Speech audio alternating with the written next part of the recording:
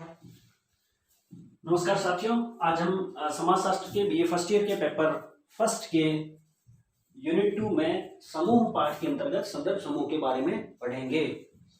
संदर्भ समूह की जो अवधारणा है वह सबसे पहले हर्बर्ट हाइमन ने अपनी पुस्तक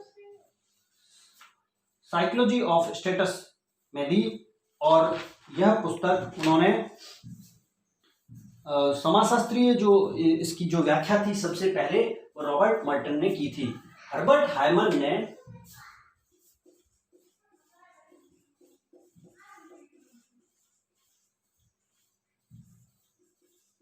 इस अवधारणा को 1942 में दिया था और हर्बर्ट हाइमन ने इस अवधारणा को जो विद्यालय के जो बच्चे थे उनके आधार पर इस अवधारणा को विकसित किया था। उन्होंने देखा था कि जो निम्न वर्ग के बच्चे हैं उन बच्चों का जो व्यवहार है और उच्च वर्ग के जो बच्चे हैं जो एक ही क्लास में रहते हैं दोनों के व्यवहार में समानता है, जबकि निम्न वर्ग के बच्चों का व्यवहार जो है वो अपने परिवारों जैसा होना चाहिए, लेकिन वैसा नहीं था। इसलिए उन्होंने देखा कि ऐसा क्यों है, क्योंकि जो निम्न वर्ग के बच्चे हैं वो उच्च वर्ग के बच्चों को देखते थे, उनका अनुकरण करते थे, उनकी जीवन शैली को अपनाते थे और कक्षा में उनके हाव भाव उनके विचार व्यवहार भी उनकी तरह होते चले गए। इसी आधार पर उन्होंने संदर्भ समूह की अवधारणा को विकसित किया।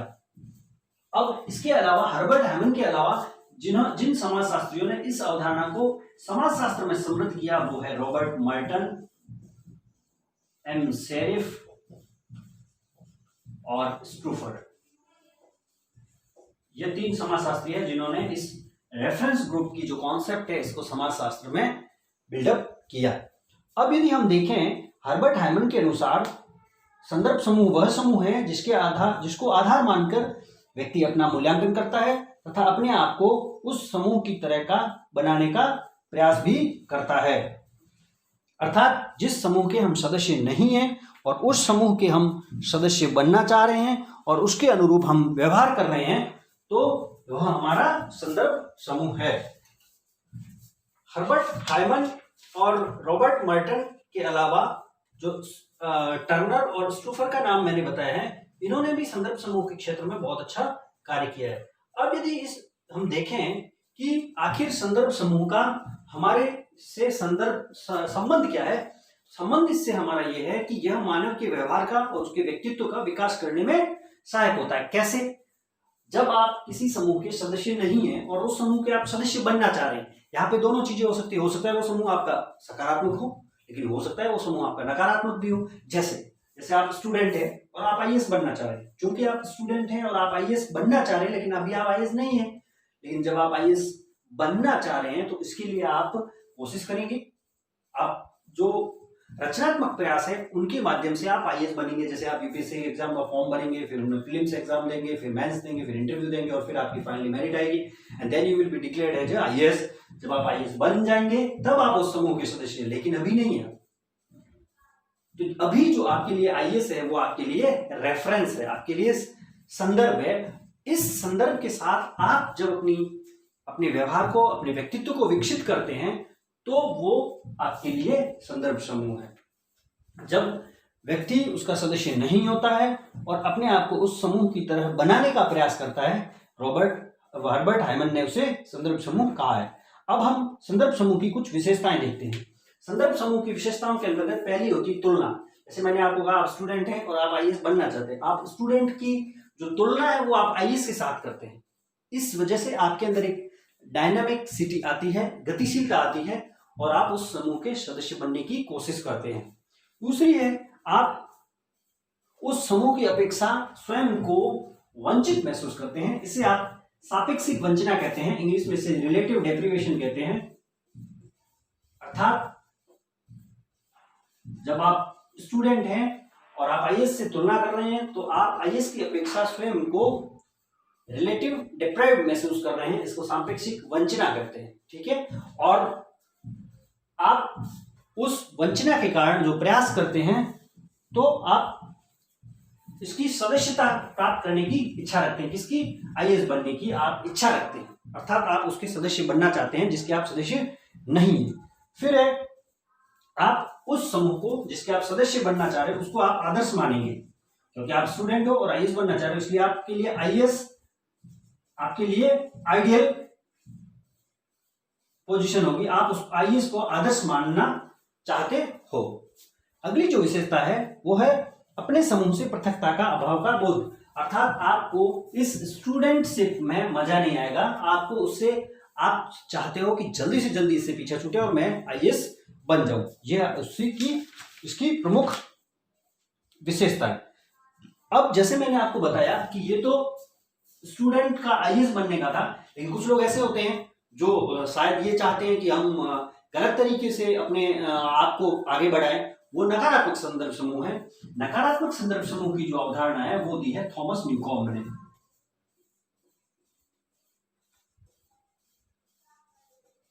यह अवधारणा थॉमस न्यूकॉम्ब ने दी है। यह प्रश्न कई बार परीक्षाओं में आ चुका है, इसलिए थोड़ा ध्यान रखिएगा।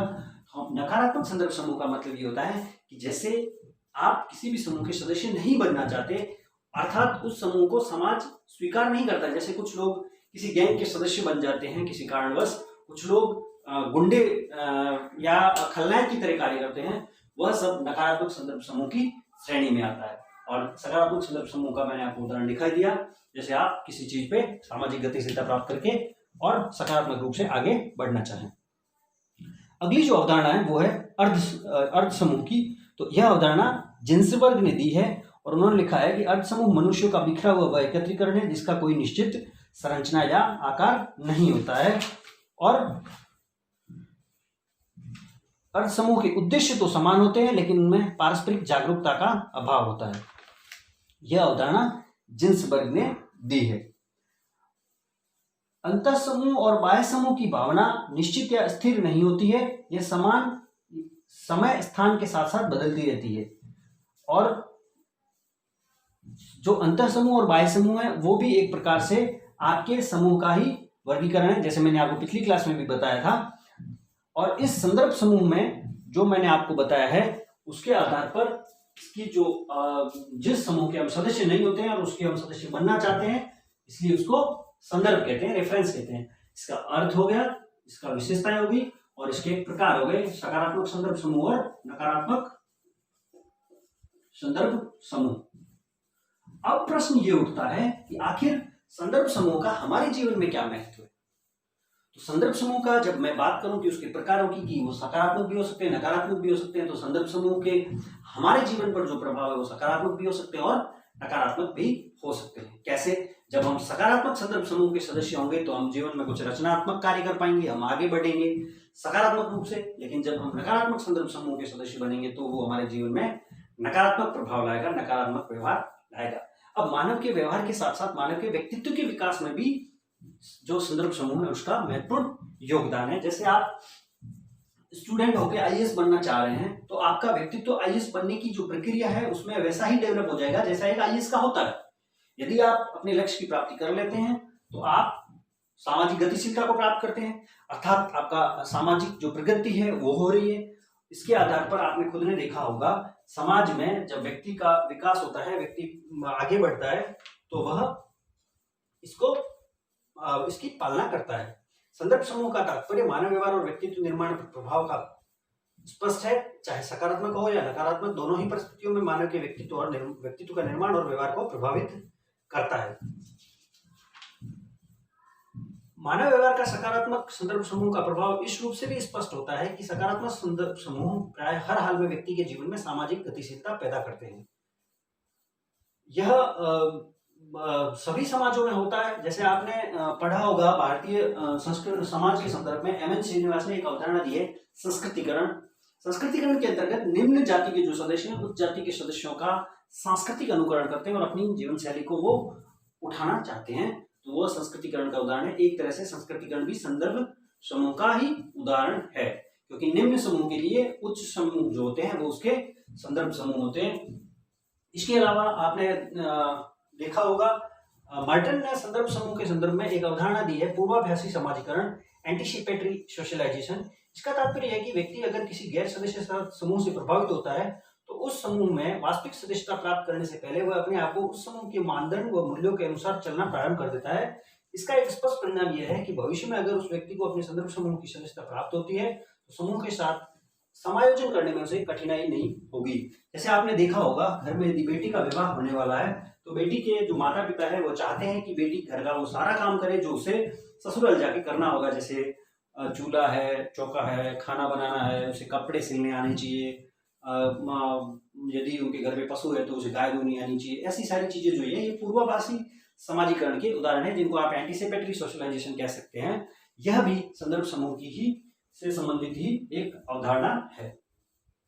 अब नकारात्मक संदर्भ समूह के उसमें देख सकते हैं आप, जैसे समाज में बहुत सारे संघर्ष, जातीय संघर्ष होते हैं, प्रजातीय संघर्ष होते हैं, सांप्रदायिक संघर्ष भी होते हैं। यह सब नकारात्मक संदर्भ समूह के ही उदाहरण है।